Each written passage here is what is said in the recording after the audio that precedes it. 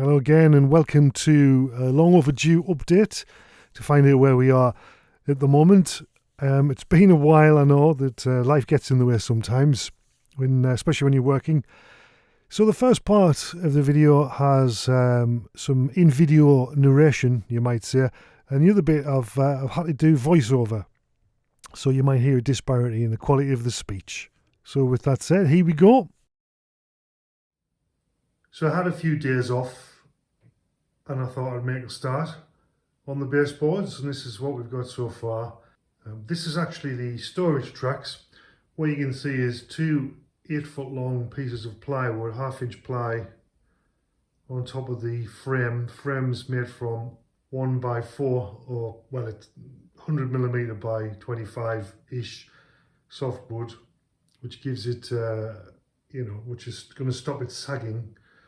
In the middle, the ply on the top, it's not actually screwed down yet, which is why it looks sticking up a bit here. It's not my dodgy woodwork. I mean, my woodwork skills aren't brilliant, but there's just a little bit of a twist in the ply, so it's not screwed down yet. So there's two 8-foot pieces, approximately 700mm wide, which gives me lots of storage tracks. I can't remember off the top of my head. I think it's about 14. I've got 14 on the plan. This is actually going to extend right to the wall, and there's going to be a Helix here. I know a lot of people aren't fan of Helices, I perhaps should say. I watched Charlie Bishop's channel a lot when he was installing his Helix. And I think it's the best way to get from one level to the other in a small space, really. So there's going to be a Helix here. And as I said, these are the storage tracks. I made them high because I want to have stuff stored underneath. And if we look back there, you can see that my table saw just fits underneath nicely here.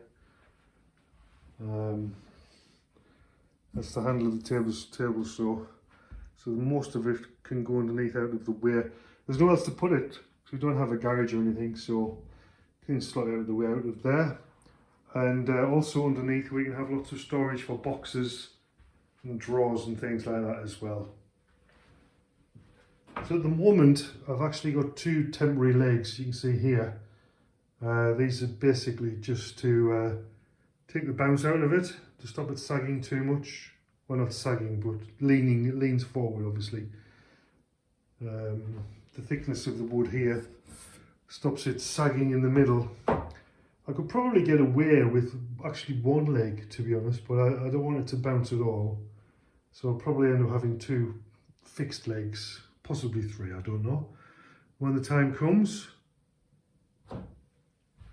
But that's the storage tracks. It's going to extend around here,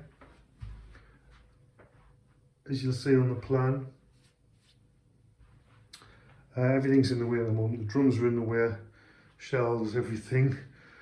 The desk over there, my workbench, isn't going to be there, probably. Everything's still sort of up in the air. But what I have been doing is, when we moved in, everything just got put in the room, all my railway stuff. It's in these boxes here. And I've had a lot of stuff delivered as well. So I've still been buying things off eBay, things off Curaskill especially. And it's all just gone into storage. So I've been getting it out of the house and bringing it in. So it's going to take a lot of unboxing to find out what I've actually boxed. I can't remember most of it, to be honest. These orange tubs, these are stuff from the old layout in the loft. So I could probably make an entire series of videos of unboxing, to be honest, because there's quite a bit of stuff to do, which I shall show you over the course of time. This is just a starter, but it feels good to get something actually begun, something started, something fixed in place, you know. Got a couple of boxes of track over there ready to go, and hopefully I've got all the points so I can find out where they are. Oh, there's a train just gone past. There's a lot of stuff in here, but it's a nice room.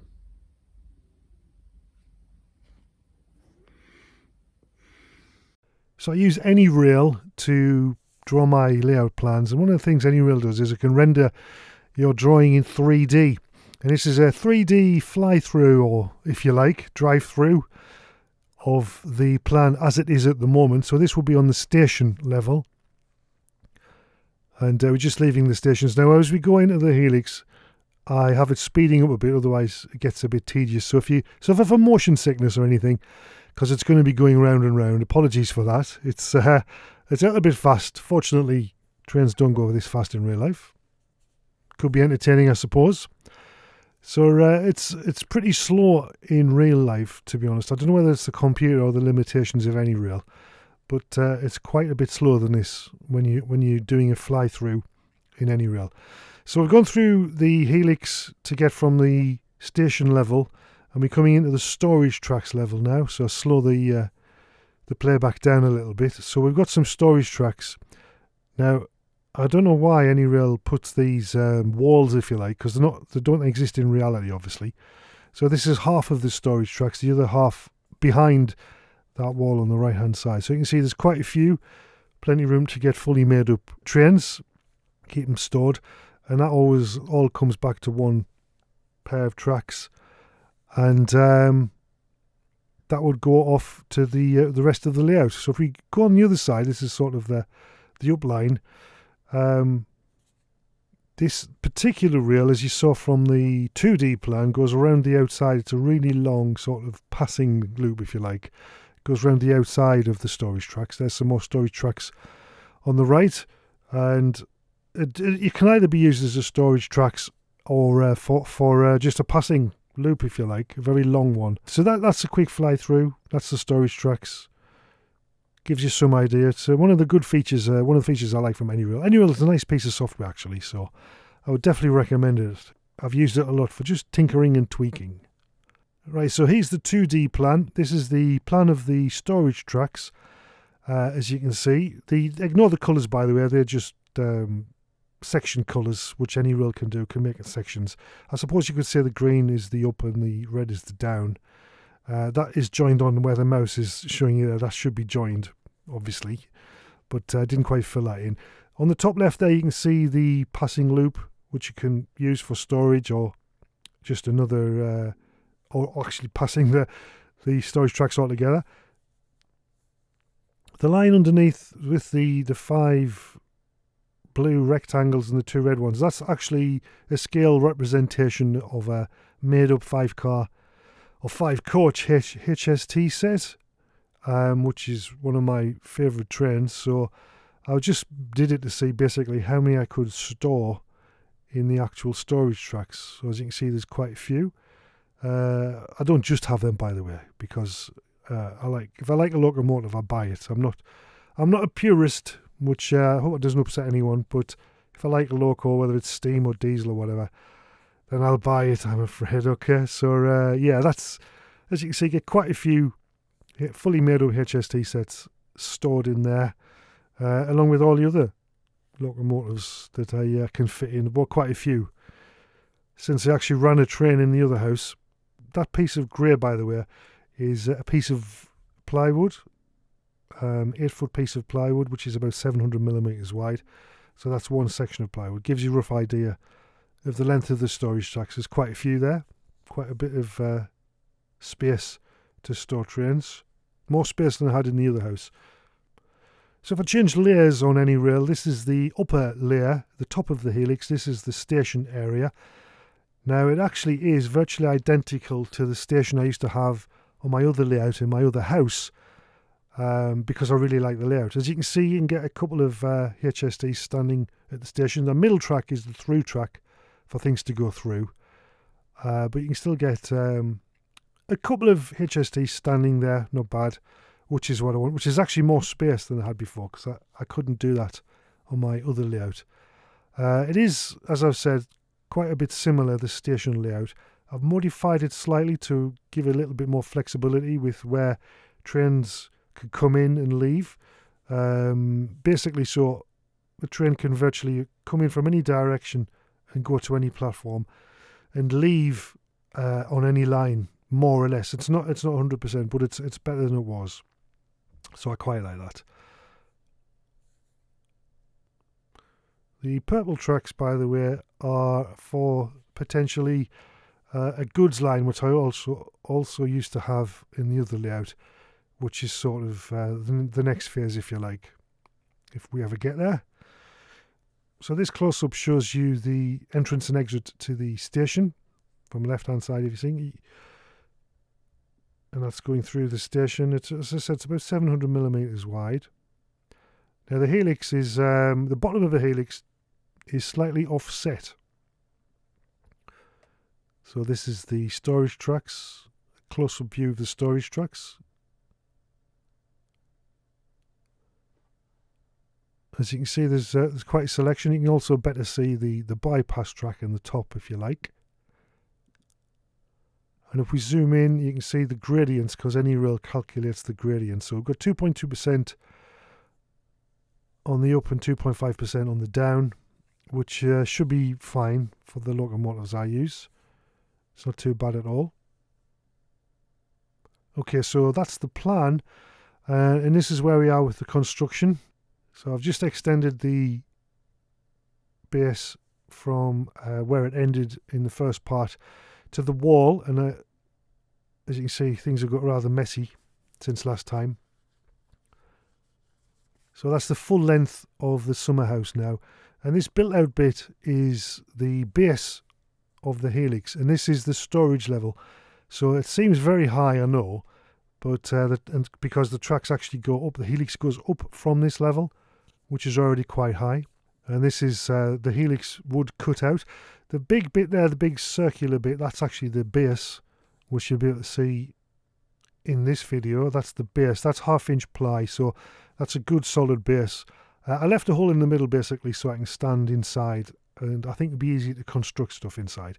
So what I'm pointing out here is the marks where the supports are going to be, the threaded rod that goes through to keep the tracks, to elevate the tracks. So it's M8 threaded rod.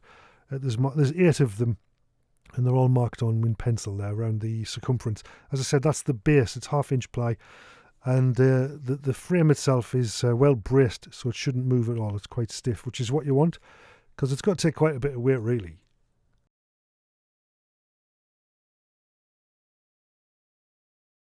So the Helix rises out of the 1/2-inch ply, and there is basically 4 layers. So on this bottom layer, the markings there, what I'm pointing at, are where the threaded rod goes through, 2 on each side, and there's 8 altogether, threaded rods, roughly 80mm between each one.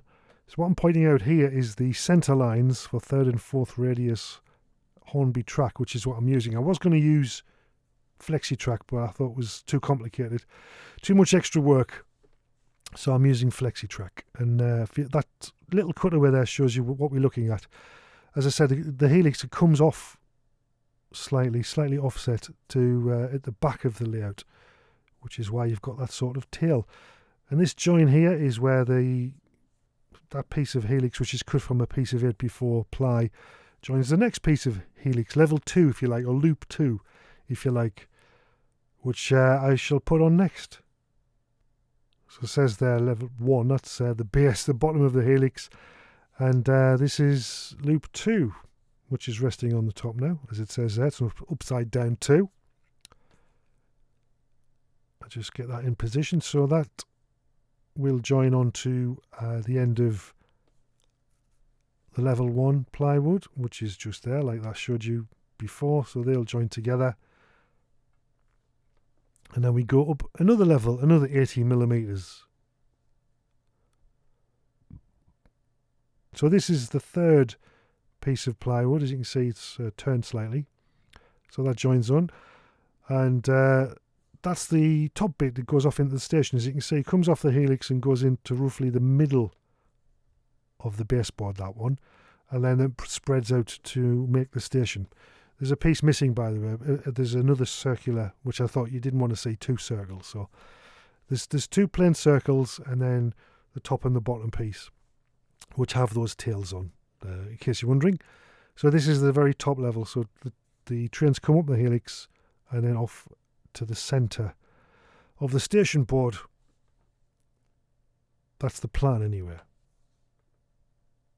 So that's where we are at the moment.